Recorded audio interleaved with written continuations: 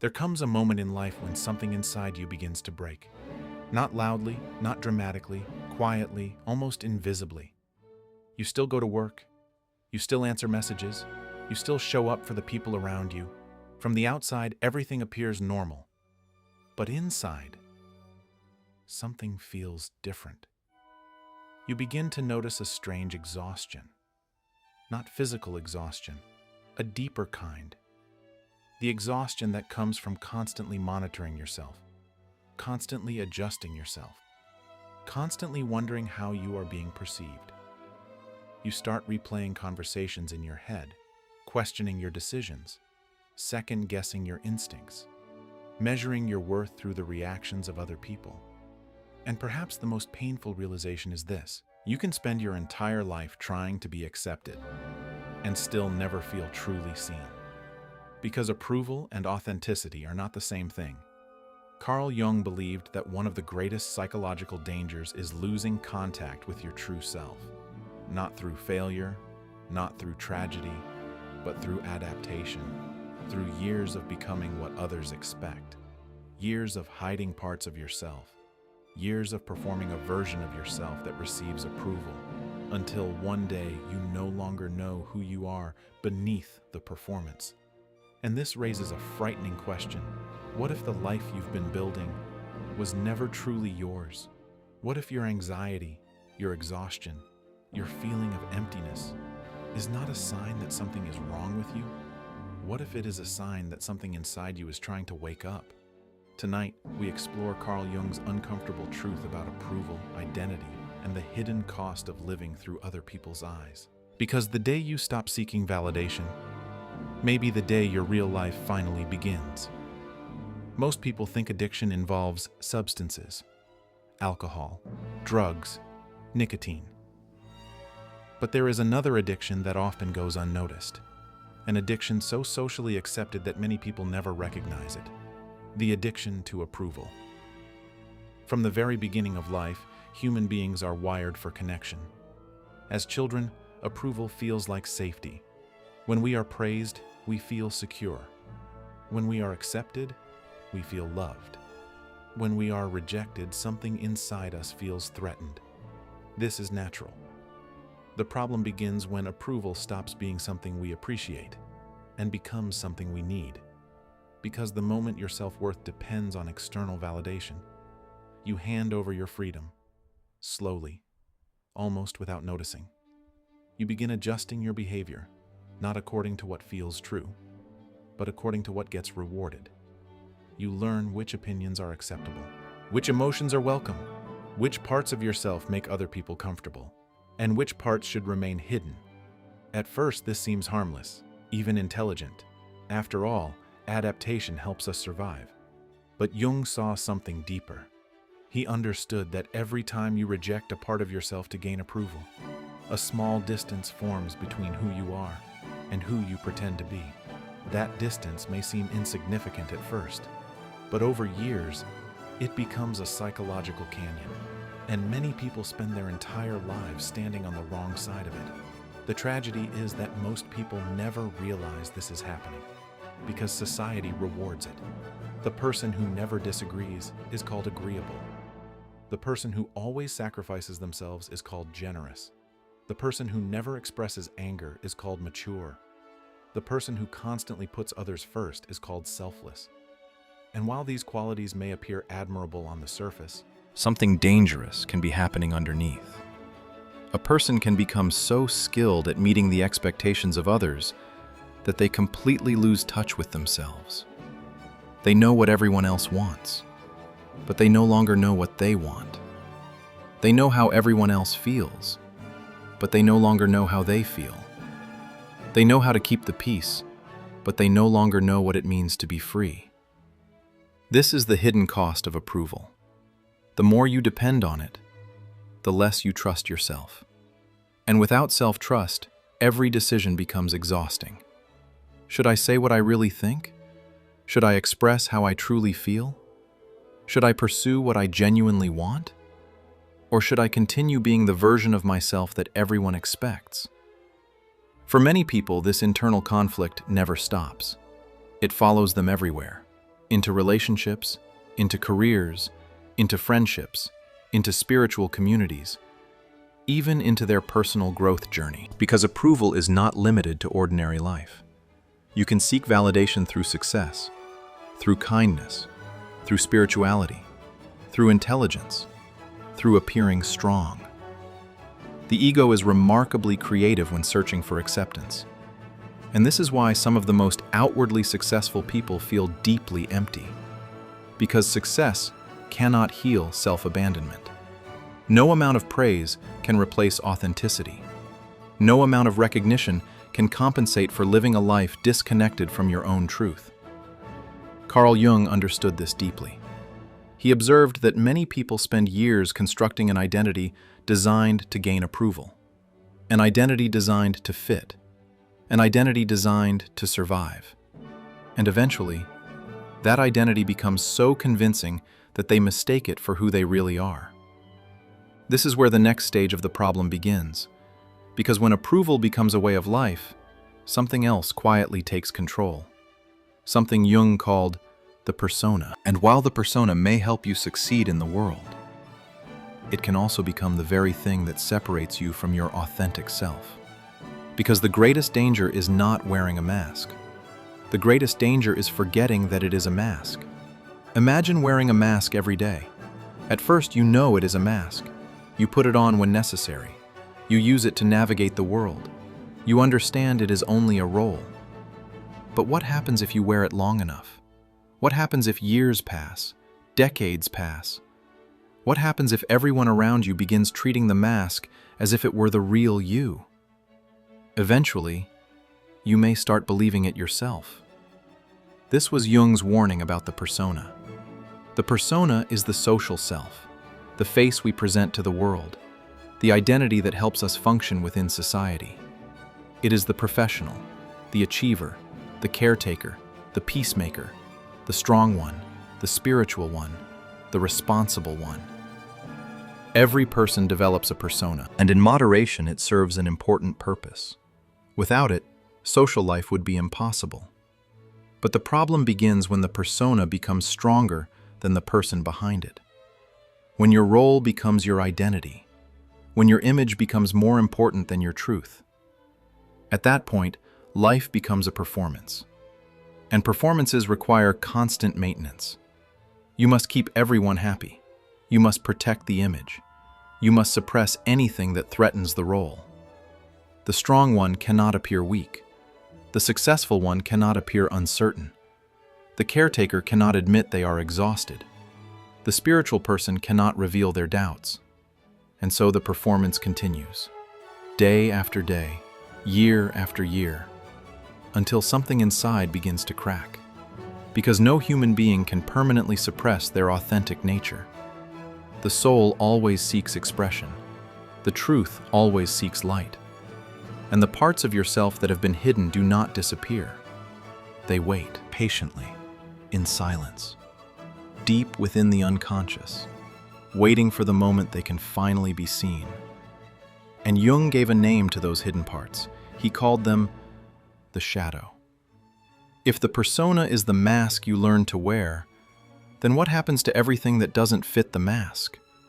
What happens to the anger you were told was inappropriate? The sadness you were told to hide? The dreams that seemed unrealistic? The desires that felt unacceptable? The parts of yourself that threatened the image you worked so hard to maintain? Most people assume these parts simply disappear. But Jung believed they do not disappear. They descend into the unconscious, into the hidden regions of the psyche, into what he called the shadow. The shadow is not evil. It is not a dark force trying to destroy you. It is simply the collection of everything you have rejected about yourself. Everything you decided was unsafe to express. Everything you buried in order to belong. Everything you sacrificed in exchange for acceptance. And this is why the shadow can be so difficult to face. Because it contains parts of yourself that challenge the story you tell about who you are. The person who sees themselves as endlessly kind may discover hidden resentment. The person who prides themselves on being calm may discover suppressed rage. The person who appears confident may uncover deep insecurity. The person who seems spiritually evolved may discover wounds that never truly healed. This is uncomfortable, not because these things make you bad, but because they make you human. And the ego prefers certainty. The ego wants a clean identity, a simple story, a version of reality where everything fits neatly into place. But the soul seeks wholeness, not perfection, wholeness. And wholeness requires confronting what has been hidden. Jung famously said, "Until you make the unconscious conscious, it will direct your life and you will call it fate." Think about that. How many of your decisions are being influenced by wounds you have never examined? How many of your fears are controlling you from behind the scenes? How many of your patterns are repeating because something within you remains unseen? This is why people often feel stuck, not because they lack intelligence, not because they lack motivation, but because they are fighting battles they cannot see. The shadow operates in silence. It appears through projections, through emotional triggers, through irrational reactions, through the people who instantly irritate us, through the qualities we criticize most harshly in others. Jung noticed something fascinating. Often, the traits we judge most strongly in others are traits we have rejected within ourselves. The controlling person irritates us because we fear our own need for control. The arrogant person triggers us because we deny our own desire for recognition. The weak person frustrates us because we have rejected our own vulnerability. The shadow speaks through these reactions. It reveals what remains hidden. And if we are willing to listen, it becomes a guide, not an enemy, a guide. Because every rejected part of yourself contains energy, energy that can either work against you or work for you. The anger you suppressed may contain healthy boundaries. The fear you denied may contain wisdom. The sadness you avoided may contain healing. The ambition you buried may contain purpose. The confidence you hid may contain leadership. The shadow does not only contain darkness, it also contains forgotten light, untapped strength, unexpressed creativity, dormant potential, parts of yourself that never had permission to exist. And perhaps this is the most uncomfortable truth of all. Many people are not exhausted because they are carrying too much. They are exhausted because they are carrying too little of themselves. Entire dimensions of their being have been locked away. And maintaining that separation requires enormous energy. Imagine trying to hold a door closed every second of your life. Eventually, you become exhausted. Not because the door is heavy, but because you're constantly resisting what wants to emerge. This is what happens psychologically. The more you suppress yourself, the more energy suppression requires. And eventually, life begins to send signals. Anxiety, burnout, restlessness, depression, a sense of emptiness, a feeling that something is missing. These experiences are often misunderstood. People assume they are signs of failure. But from Jung's perspective, they may be invitations. Invitations to look inward. Invitations to reclaim forgotten parts of yourself. Invitations to begin the journey toward wholeness. Because healing does not happen when you become someone new. Healing happens when you stop running from who you already are. And the moment that process begins, something extraordinary happens. You stop trying to become perfect and start becoming real. But becoming real comes with a cost, because the more authentic you become, the less interested you are in comparison. And that leads us to another trap that keeps millions of people disconnected from themselves. The trap of measuring their life against everyone else's. One of the greatest illusions of modern life is the belief that everyone else has figured it out. You scroll through social media, you see success, confidence, relationships, wealth, purpose, certainty. And without realizing it, you begin comparing your internal reality to someone else's external presentation. But this comparison is fundamentally flawed, because you are comparing your behind-the-scenes experience to another person's highlight reel. You know your fears, your doubts, your insecurities, your struggles. But you only see their victories, their smiles, their achievements, their carefully selected moments. And so the mind creates a dangerous conclusion. They are ahead. I am behind.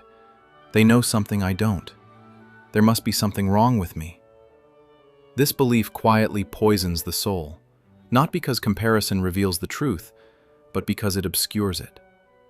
Carl Jung believed that every individual possesses a unique path, a unique psychological blueprint, a unique process of becoming. No two journeys are identical. No two destinies unfold in the same way. Yet comparison convinces us that life should follow a universal timeline, that success should happen by a certain age, that healing should happen according to a schedule, that purpose should arrive on demand. But life does not work that way, and neither does the soul. A seed does not compare itself to a tree. A river does not compare itself to the ocean. The moon does not compare itself to the sun. Each fulfills its own nature. Each follows its own rhythm. Each unfolds according to its own design. Human beings suffer because they forget this. They become obsessed with measuring progress, obsessed with keeping up, obsessed with proving that they are not falling behind. And in that obsession, they abandon the very thing they are searching for, themselves. Because your path cannot reveal itself while you are busy chasing someone else's. Your purpose cannot emerge while you are imitating another person's destiny. Your authentic life cannot grow while your attention remains fixed on the lives of others. This is why comparison creates anxiety, not because other people are succeeding, but because comparison pulls your attention away from your own becoming. And the farther you move from your own path, the more lost you feel. Jung called the process of becoming your authentic self individuation. And individuation requires something most people resist. It requires the courage to stop following the crowd, the courage to stop measuring yourself against others, the courage to trust a path that may look different from everyone else's. This can feel frightening, because belonging to the crowd feels safe. The crowd provides certainty. The crowd provides validation. The crowd provides familiar expectations. But the path toward your true self often requires leaving that comfort behind. Not because other people are wrong, but because your soul is asking something different from you. And eventually, every person reaches a moment where they must decide. Will I continue living according to the expectations of others, or will I begin listening to myself? That decision changes everything, because the moment you stop comparing, a deeper voice becomes audible, a quieter voice, a wiser voice, the voice that has been waiting beneath the noise all along. And hearing that voice requires something most people spend their entire lives avoiding: solitude. Not loneliness, not isolation, solitude, the sacred space where the world grows quiet enough for the soul to speak. Most people are not afraid of being alone. They are afraid of meeting themselves.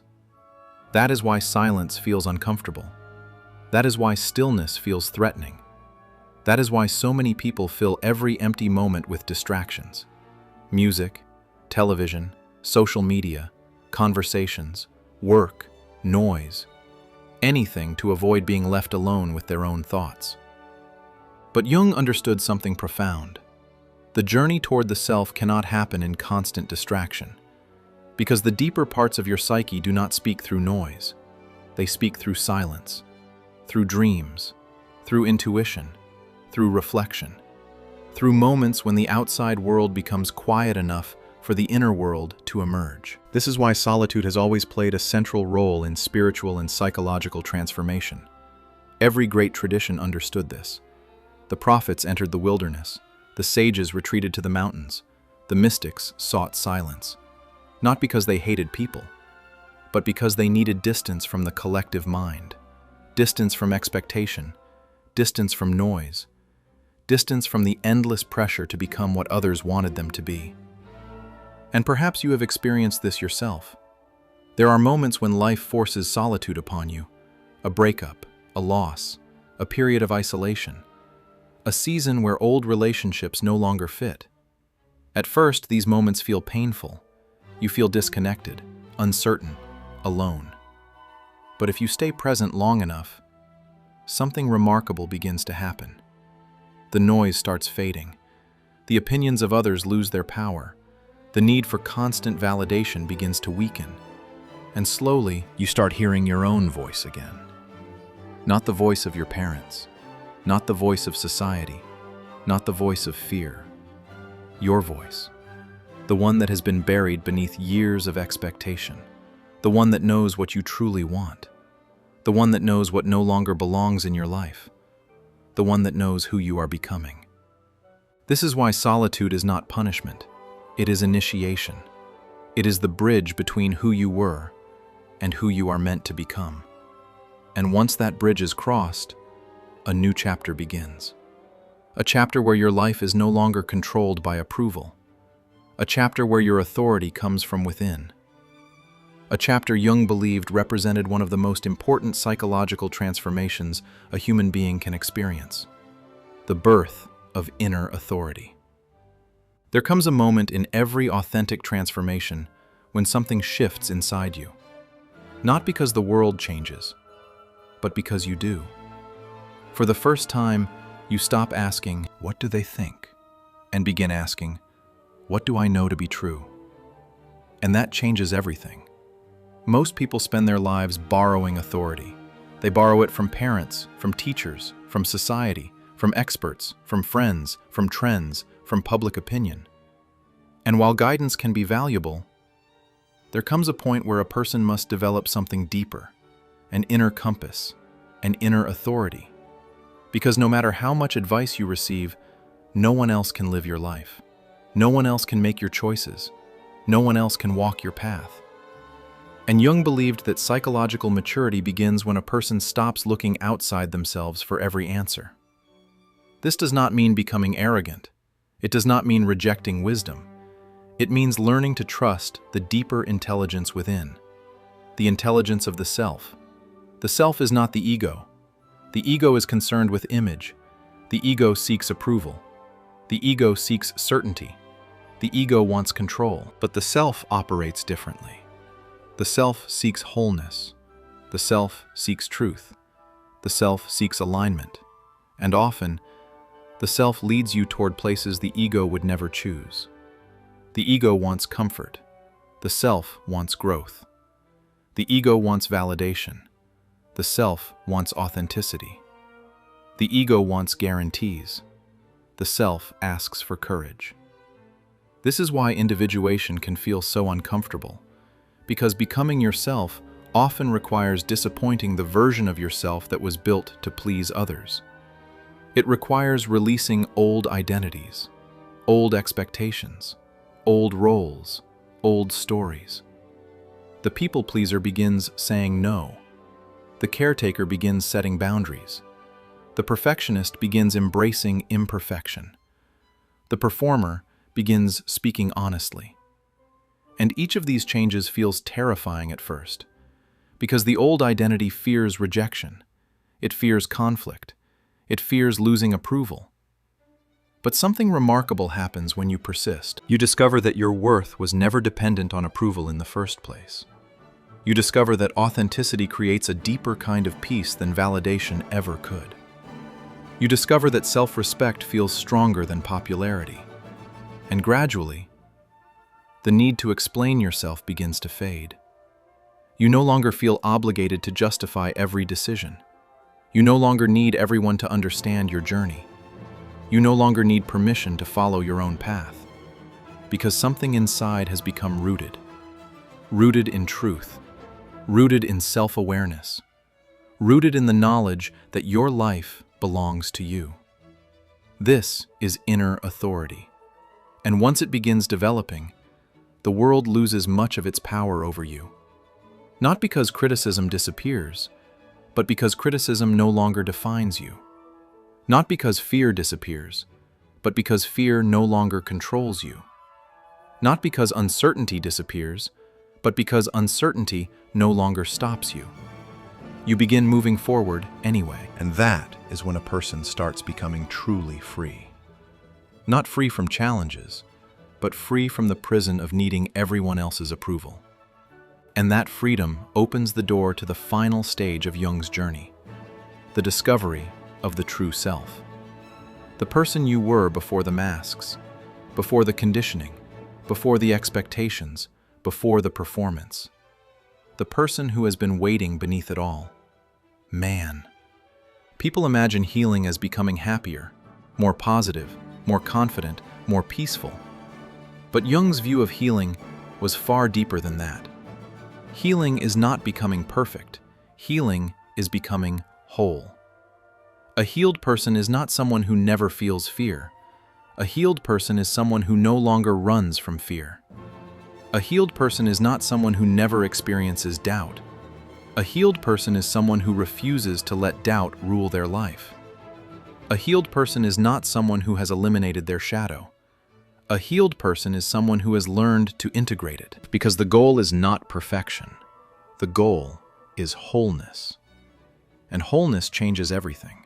A healed person becomes harder to manipulate because they no longer need constant validation. A healed person becomes harder to control because they are no longer driven by fear of rejection. A healed person becomes harder to intimidate because they have already faced themselves. The world loses much of its power over a person who knows who they are. That is Jung's uncomfortable truth. Most people spend years trying to change the world around them, trying to change circumstances, trying to change other people, trying to gain more approval, more success, more recognition. But true transformation begins elsewhere. It begins within. Because when you heal your relationship with yourself, the external world loses its ability to define your value. You stop chasing, you stop performing, you stop pretending, and for perhaps the first time in your life, you simply become. Not the person others wanted you to be. Not the person fear told you to be. Not the person society expected you to be, but the person you truly are. And that person is far more powerful than you realize. Perhaps the greatest tragedy is not that people lose themselves. It is that many never realize they have. They spend decades chasing approval, building identities, performing roles, trying to become acceptable, trying to become enough, without ever asking the question that matters most. Who am I beneath all of this? Carl Jung believed that the purpose of life was not success, not approval, not perfection, but individuation. The sacred process of becoming who you truly are, the journey back to yourself. And perhaps the exhaustion you feel is not weakness. Perhaps the anxiety you feel is not failure. Perhaps the restlessness you feel is not a flaw.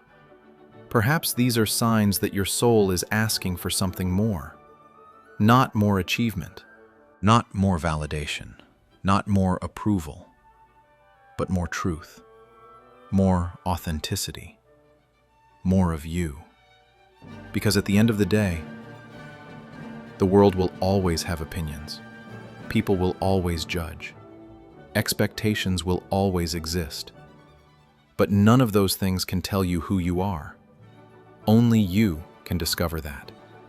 And the moment you stop searching for yourself in the eyes of others, you begin finding yourself within. The moment you stop performing, you begin living. The moment you stop seeking approval, you begin becoming. And perhaps that is what healing really is. Not becoming someone new, but finally returning to the person you were always meant to be.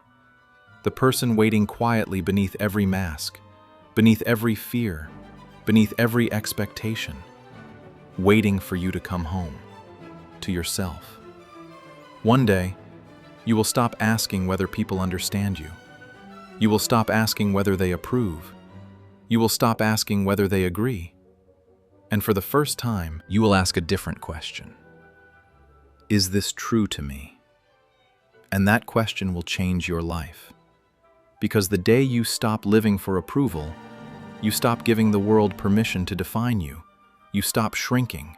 You stop performing, you stop hiding, and something extraordinary begins to emerge. Not a new person, the real person. The one who has been there all along, waiting beneath the masks, waiting beneath the expectations, waiting beneath the fear, waiting for the moment you finally choose yourself. Because in the end, there is a strange moment that arrives during every genuine transformation. A moment when you realize that the life you have been fighting for may not be the life you actually want.